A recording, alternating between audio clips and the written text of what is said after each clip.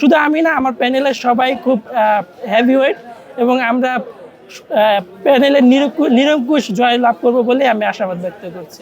আমি আসলে এই যে আসন্ন ডাকসু ইলেকশনে ঐক্যবদ্ধ শিক্ষার্থী জোটের প্যানেলে দাঁড়িয়েছি। আমার বরাবরই জীবনের লক্ষ্য যে একটা ইনক্লুসিভ অ্যাক্সেসিবল সমাজ গঠন করা।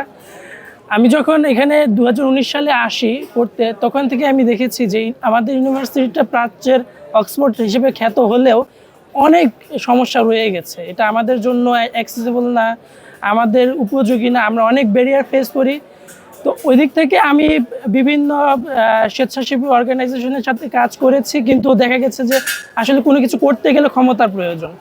সেই ক্ষমতাটুকু আমার মনে হয় যে ডাকসু করতে পারলে, আমি যদি ইলেক্টেড হই তাহলে হয়তো আমি করতে পারবো। মূলত ঢাকা ইউনিভার্সিটি অথরিটি এবং সেই সাথে জাতীয় পর্যায়ে যে পার্সনস উইথ ডিসেবিলিটিদের রিপ্রেজেন্ট করা, তাদের কথা মেইন স্ট্রিমে তুলে আনা, তাদের সুযোগ সুবিধা এনশিওর করা এবং তাদের কর্মজীবনে, শিক্ষা জীবনে তাদের অধিকার সুনিশ্চিত করার জন্য এর কোনো বিকল্প নাই। সেই লক্ষ্যেই আমি ইলেকশনে দাঁড়িয়েছি এবং হোপফুলি আমি খুব সাড়া পাচ্ছি এবং অনেকেই আমাকে সমর্থন করছে। তো সেদিক থেকে আমি শতভাগ আশাবাদী যে আমি ইলেকশন হব। শুধু আমি না, আমার প্যানেলের সবাই খুব হেভিওয়েট এবং আমরা প্যানেলের নিরঙ্কুশ জয় লাভ করবো বলে আমি আশাবাদ ব্যক্ত করছি। দেখেন, আমাদের শিক্ষা ব্যবস্থা কিন্তু আমাদের উপযোগী না। যেমন আমাদের শিক্ষকদের সাথে ইন্টারেকশন, তাদের ম্যাটেরিয়াল প্রোভাইড করা, আমাদের পরীক্ষার সিস্টেম, দেন আমাদের পড়ার স্টাইল, মানে আমাদের টিচারদের প্রেজেন্টেশনের স্টাইল, এগুলো আবার আমাদের আবাসিক অনেক সমস্যা আছে, যেমন করিডর, ক্যান্টিনের সুযোগ সুবিধা। দেন আমাদের রাস্তায় চলতে গেলে, আমি যখন মুভ করি হল থেকে ডিপার্টমেন্ট হল, তো প্রচুর সমস্যা, হাতে গোনা যায় না এত সমস্যা।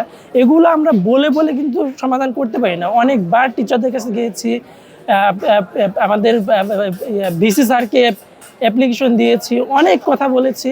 তারা হয় আমাদের আশ্বস্ত করে, কিন্তু কাজের কাছে কিছু হয় না। যদি সিদ্ধান্ত নেয়ার জায়গায় আমাদের মতো প্রতিবন্ধী ব্যক্তিরা থাকে বা আমরা যদি ওই জায়গাতে পৌঁছাতে পারি, তাহলে কিন্তু তাদেরকে আর ওইভাবে করে ধর্ণা দিতে হয় না। যখন কোনো সিদ্ধান্ত হয়, সাপোজ আমি বলি আমাদের হলপাড়ে একটা রাস্তা হয়েছে, এই কিছুদিন পিচ ঢালাই হলো, তো এখানে কিন্তু আমি একটা স্ট্রিট ব্রেকার দিতে বলেছিলাম, যেন আমরা বুঝতে পারি যে এটা আমরা কোথায় আসছি। সেটা আমাদের আশ্বস্ত করেছে দিবে, চিফ ইঞ্জিনিয়ার বলেছে, তারপর কেয়ারটেকার বলেছে, কিন্তু আলটিমেটলি পরে আর দেয় নাই।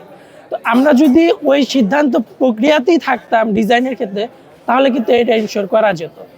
এরকম হাজারো আমাদের, যেমন আরও বলি যে প্রতিবন্ধী ব্যক্তিরা কিন্তু কর্মক্ষেত্রে অনেকটা পিছিয়ে। সো তাদের ক্যারিয়ার ডেভেলপমেন্ট করা, স্কিল ডেভেলপমেন্ট করা, তাদেরকে মেইন স্ট্রিমে নিয়ে আসার জন্য ক্ষমতার বিকল্প নেই।